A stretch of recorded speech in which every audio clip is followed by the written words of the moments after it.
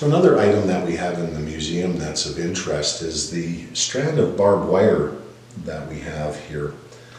It was one of those things I wanted to get a piece of barbed wire just because it was interesting. So I contacted a collector friend of mine over in Europe, and they were out metal detecting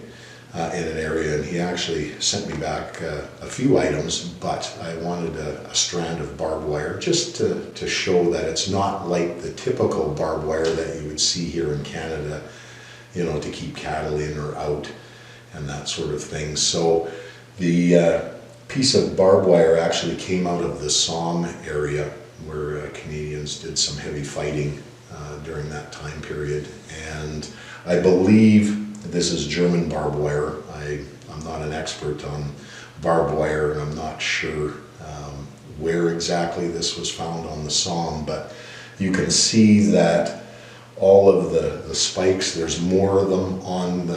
the strand than is normally on there, plus the barbs are fairly close together. And you have to remember that there was hundreds of miles of barbed wire on both sides. So they would have been put up to basically keep the enemy from getting to you through no man's land. And they would use artillery and other means to be able to destroy the barbed wire so they would get through to, you know, do an attack. So whether it was high explosives through artillery shelling, or if they were crawling on their belly, sneaking through and actually using wire cutters to cut all of this, you know, you had to be very quiet and careful when you were installing it and when you were trying to get through it, because if you got tangled up in it, you were an easy target for a machine gun or that sort of thing. So you didn't want to get hung up on it, and